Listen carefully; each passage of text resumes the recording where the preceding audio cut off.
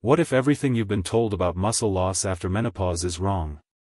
Millions of women believe that losing muscle is just a normal part of getting older. They start eating healthier, they add more protein to their meals, they walk every day, and some even spend hours at the gym. Yet somehow, they keep getting weaker. Simple things that used to feel effortless suddenly become exhausting. Carrying groceries feels heavier. Climbing a flight of stairs leaves them out of breath. Getting up from the couch takes more effort than it used to. Their metabolism slows down, their balance isn't what it once was, and they begin wondering if this is simply what aging looks like. But what if it isn't? What if the biggest reason you're losing muscle after menopause has very little to do with how much protein you're eating? And what if the advice you've been following is only solving half of the problem? Today, I'm going to show you what's really happening inside your body after menopause, why your muscles seem to stop responding, and the simple changes backed by research that can help you rebuild strength, even if you're in your 50s, 60s, or beyond. And make sure you stay until the end, because I'll show you a remarkable study where women with osteoporosis and fragile bones actually regained strength and improved bone health by doing something many people were once told to avoid. Now, here's the surprising part. Most people think muscles disappear because of age. That's not actually true. Your muscles don't suddenly forget how to grow. Instead, they stop responding. Think of your muscles like a house. Protein is the delivery truck bringing all the materials needed to repair and build. But if the front door stays locked, those materials never make it inside. You can keep ordering more deliveries. But nothing changes. That's exactly what happens to many women after menopause. The real issue isn't always a lack of protein. The problem is that your muscles become resistant to the signals that tell them to grow. Scientists even have a name for this phenomenon: anabolic resistance. It sounds complicated, but the idea is actually simple. Your body still receives the building materials. It just doesn't use them as efficiently as it once did. And this is where almost everyone gets it wrong. Many people believe estrogen's primary job is to build muscle. It isn't. Its more important role is helping your body preserve the muscle you already have. When estrogen levels drop during menopause, that protective effect begins to fade. At the same time, other hormonal changes make it even harder for muscle cells to respond to exercise and nutrition. So even if you're doing everything right, your results may not match your effort. That's why so many women feel frustrated. They're working harder than ever, yet seeing fewer results. But here's something that surprised researchers. Your muscles aren't permanently broken. They're simply waiting for the right signal. And that signal isn't found in a supplement. It isn't found in another trendy diet. It's something much simpler. Before I tell you what it is, there's one tiny nutrient inside protein that acts almost like an ignition key for muscle growth. Without enough of it, your muscles never receive the message to start rebuilding. It's called leucine. But here's where many people misunderstand its role. Leucine doesn't actually build muscle. It simply sends the message. Imagine a construction foreman standing outside a building site. The foreman can tell everyone to start working. But if no workers or building materials ever arrive, nothing gets built. That's exactly how leucine works.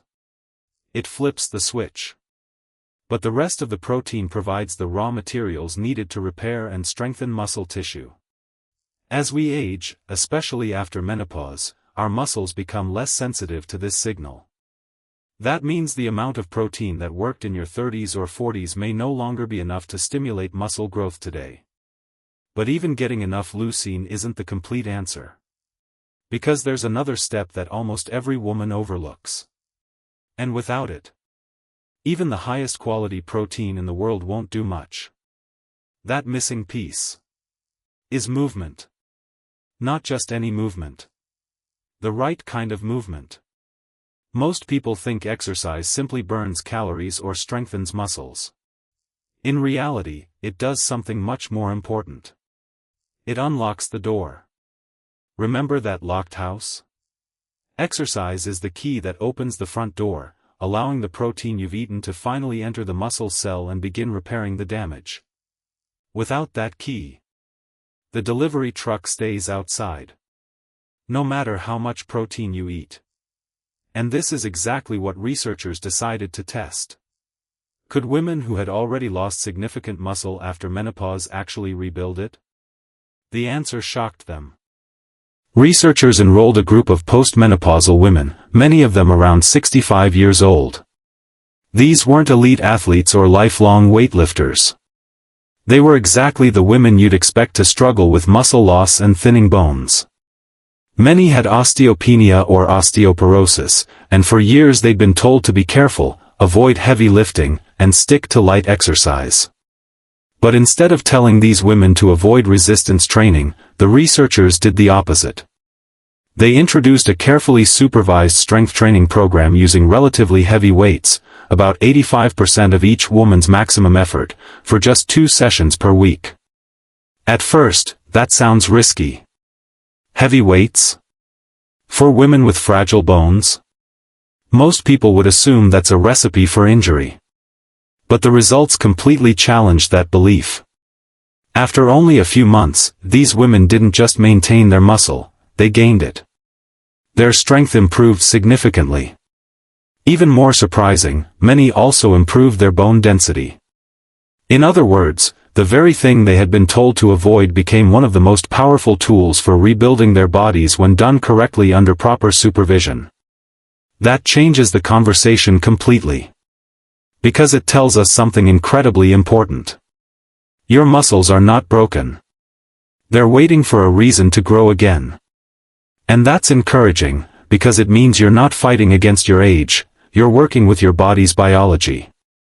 But before you rush to the gym tomorrow, there's one mistake that prevents thousands of women from seeing results. Even if they're exercising consistently. Even if they're eating more protein. Even if they're taking expensive supplements. That mistake is expecting your body to respond the way it did 20 years ago.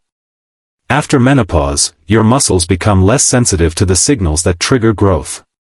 Scientists call this anabolic resistance, but you can think of it like turning down the volume on a radio. The signal is still there. It's just much quieter. That means your muscles need a stronger reason to respond than they did when you were younger. This is why simply walking every day, while fantastic for your heart and overall health, often isn't enough to rebuild lost muscle. Walking keeps your body moving. Strength training tells your muscles they have a job to do. And when muscles have a reason to stay strong, your body starts investing in them again. Now, this doesn't mean you need to become a bodybuilder. It doesn't mean spending 2 hours every day in the gym. In fact, research suggests that just a couple of well-planned strength training sessions each week can make a remarkable difference. The goal isn't to lift the heaviest weight possible. The goal is to challenge your muscles safely so they receive the message that they're still needed. And once that message is sent, nutrition becomes much more effective. This is where protein finally comes back into the picture. Remember leucine, the amino acid we talked about earlier? Think of leucine as the person who flips the light switch. Exercise turns on the power to the house. Protein brings in the construction materials. You need all three working together. Remove one piece, and the entire process slows down. That's why eating more protein without exercise often produces disappointing results. And exercising without eating enough protein limits your body's ability to rebuild what you've challenged. So, how much protein do you actually need? As we age, especially after menopause, many experts recommend aiming for more protein per meal than younger adults because older muscles respond less efficiently. Instead of relying on one large serving at dinner, spreading protein across 2 or 3 meals may help stimulate muscle repair throughout the day. The quality of that protein matters too. Foods naturally rich in leucine, such as dairy products, lean meats, fish, and whey protein, provide both the signal and the building blocks your muscles need. But protein isn't the only supporting player. There are a few nutrients that may help your muscles perform at their best, especially when combined with resistance exercise. One of them is creatine.